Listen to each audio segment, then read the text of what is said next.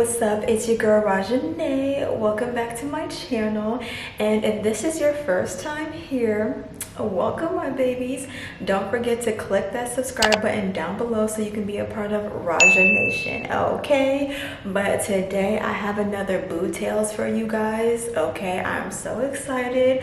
Let me know, how did you feel about that last one, okay? And if you didn't see the first Boo Tales, I'm gonna need you to go watch that, okay? I'm gonna be creating a playlist for it, so make sure you guys keep up to date with all the Boo Tales. But I have another Boo Tales for you guys today.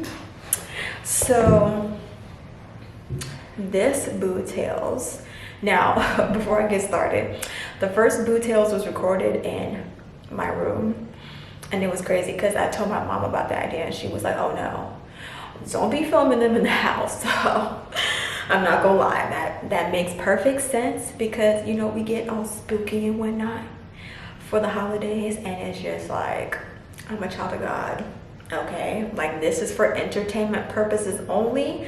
I don't do none of that, okay? So best believe your girl is gonna be doing prayers daily, day and night, but it's all fun, okay? So today's Boo Tale is called Sweetest Revenge. Oh, now y'all already know every Boo Tale has a lesson to be learned at the end, so let's get started. Lila Ferguson sat alone at a cafe, swirling her coffee absent-mindedly. Her mind was elsewhere, stuck on the night her life had shattered. It had been 2 months since she found out about them. The betrayal still gnawed at her like a festering wound that wouldn't heal. Max, her boyfriend of 3 years, had cheated on her with her best friend Ivy. Oh, see, we already starting dirty. Okay. Not only had they betrayed her trust, but they flaunted it, making her feel like the fool.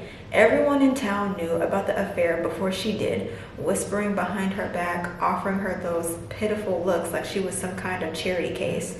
Lila had disappeared from the social scene after that, while Max and Ivy continued living their new life.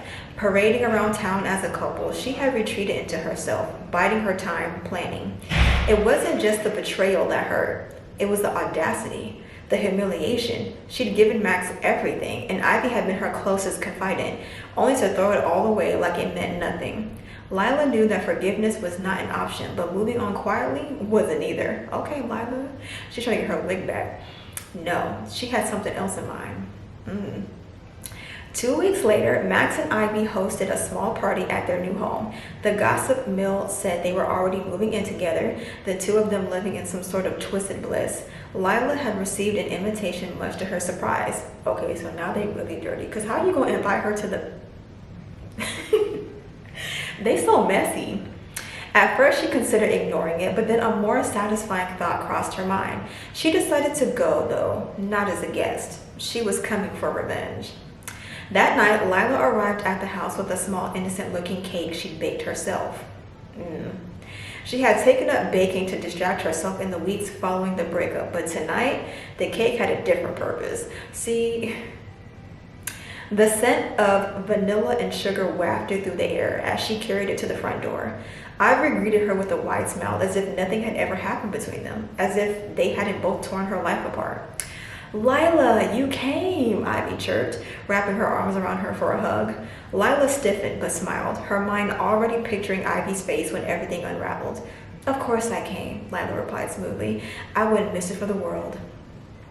Inside, the party was intimate, just a few close friends, laughing, drinking, and mingling. Max was at the bar, pouring drinks, looking as smug as ever. He caught Lila's eye and raised his glass, but there was no apology in his gaze, just the same arrogance she had come to loathe.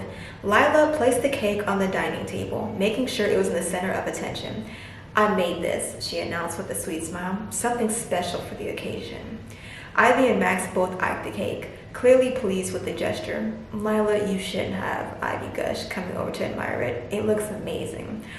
Oh, it's no trouble, Lila said, her voice laced with innocence. I just wanted to contribute something sweet.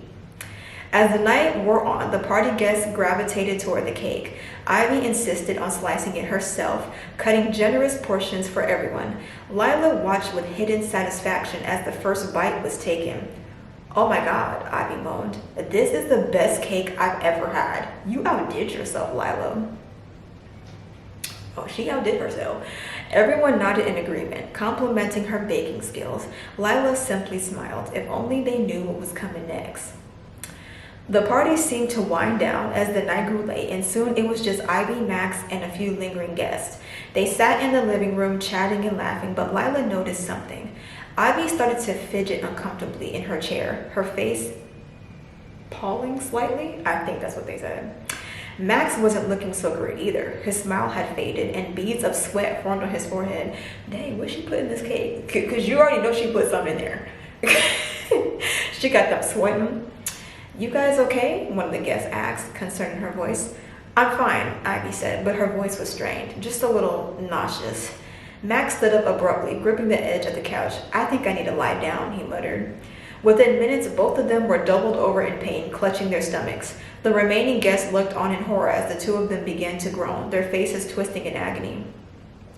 Call an ambulance, someone yelled, but Lila remained calm, almost serene. She watched as the chaos unfolded, her heart pounding in satisfaction.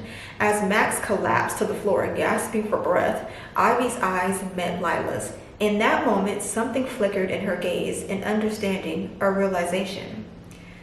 What did you? Ivy rasped, her voice weak and trembling.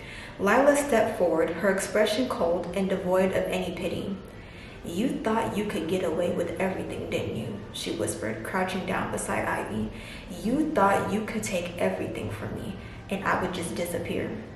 Ivy's breath was shallow, her body trembling. Please, she whimpered, reaching for Lila's hand, but Lila stepped back. You and Max deserve each other, Lila said, her voice dripping with contempt. But you don't get to live happily ever after. Not after what you did to me. The paramedics arrived moments later, but it was too late for Max. His body had already gone limp, his face a pale shadow of what it once was. Ivy was barely conscious as they loaded her onto the stretcher, her eyes glassy and wide with fear. Lila stood at the door, watching as they were taken away, sirens blaring in the night. The guests had scattered in a panic, leaving her alone in the house that once belonged to the people who had betrayed her. She took a deep breath, feeling a strange sense of satisfaction wash over her. They had gotten what they deserved. Now finally, she could move on. Here's the plot twist though, because I kind of did something with this where I told my AI to add a plot twist. But the next morning, Lila woke up to a knock on her door. It was the police. Miss Ferguson, the officer said gravely, we need to ask you a few questions about last night. Her heart raced. She had been careful, hadn't she? No one could trace anything back to her, right? We reviewed the autopsy on Max Walters, the officer continued. There were no toxins found in his system. It seems his death was caused by an undiagnosed heart condition, and Ivy is in a coma from what appears to be an allergic reaction to a food ingredient. We just need to know what was in that cake. Lila's blood ran cold. No toxins? An allergic reaction. I used regular ingredients, she stammered. Flour, sugar, eggs, nothing unusual. The officer studied her for a moment, then nodded. Thank you for your cooperation. We'll be in touch if we need anything further. As the door closed behind him, Lila felt a sudden wave of dread wash over her. She had meant to poison them, to make them suffer for what they did, but they had died or been harmed by sheer coincidence. Fate had done the job for her without her intervention. It wasn't her revenge that had worked.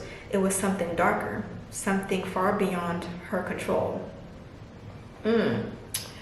So y'all, the lesson of this story, Lila's plan for revenge had been meticulous, yet fate had a crueler hand than she ever could. The story of Lila reminds us that sometimes when we seek to hurt others, the universe has its own ways of balancing the scales. The lesson here is that vengeance rarely leads to the satisfaction we crave. It can spiral out of control, leaving consequences that we never intended and a burden we carry forever. In the end, revenge doesn't heal wounds, it only deepens them. Oh, y'all, I don't know now. What did you guys think of that boob tales called Sweetest Revenge. Now, I ain't gonna lie. Them two was messed up for doing her dirty like that. And the fact that Max was just over here at the party chilling, drinking as if he didn't break her heart and like they didn't have nothing special, like that's crazy. And Ivy just smiling in her face like that. That is wild. And you know what? I knew she was gonna put something in that cake. I knew she was gonna do it.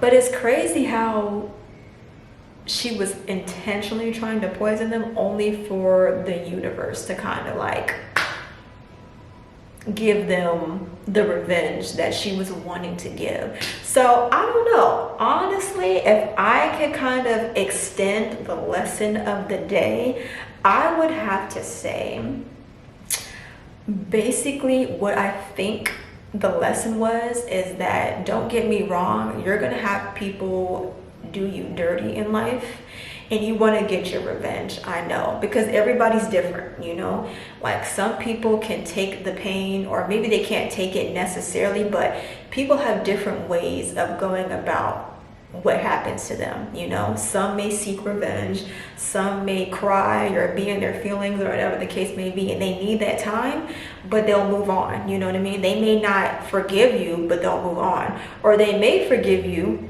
but they can never be close to you like they once were. But you know, everybody handles those situations different. And so the people that go out and seek revenge, sometimes that's a really sketchy situation, because are you sure you can handle what you're about to put out?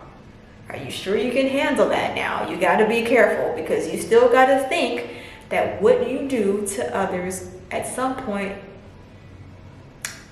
it's gonna come back around. And it's crazy that in this story, yes, she purposely tried to poison them, but in the end, I just feel like the universe was kind of trying to tell her there was no point in you trying to do that. Like, it's almost like God was just kind of like, why don't you just let me handle that? Why don't you let me handle the karma that they're gonna get for hurting you, and you just go on your way. Now that's my take on it, but let me know you guys' take in the comments down below. Like, do you think that was what the lesson was trying to give, or do you think it was something else? I mean, I don't know. But without further ado, that is the end of today's Boo Tales Sweetest Revenge. I hope you guys enjoyed this Boo Tales. Make sure you guys like this video for more Boo Tales on this channel for the month of October. And yeah, comment down below and make sure you click that subscribe button, because I got more videos coming. But without further ado, I'm going to see you guys later. Bye.